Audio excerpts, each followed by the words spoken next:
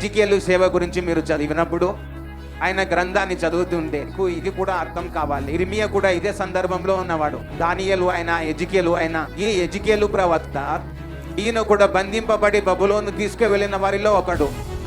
ఆయన ఎలాంటి మనుషుల మధ్య ఉన్నారంటే అక్కడ ఆయనను హింసిస్తూ ఒక కూలి వాని వల్లే చూశారు. అంతలా వారు ప్రభావితమయ్యారు.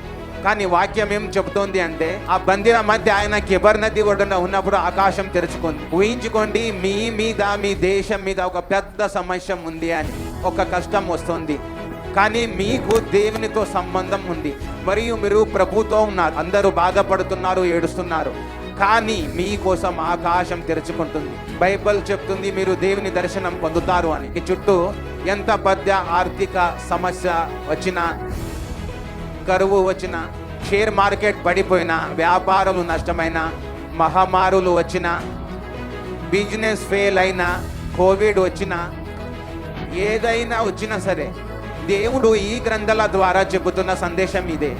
మీ సంబంధం నాతో గాఢంగా ఉంటే మీరు బంధించిన వారి మధ్యలో ఉన్నా కూడా మిమ్మల్ని అక్కడ నుండి విడిపించి నేను మిమ్మల్ని హెచ్చించి మిమ్మల్ని ఆస్వాదిస్తాను అని అంటున్నాడు.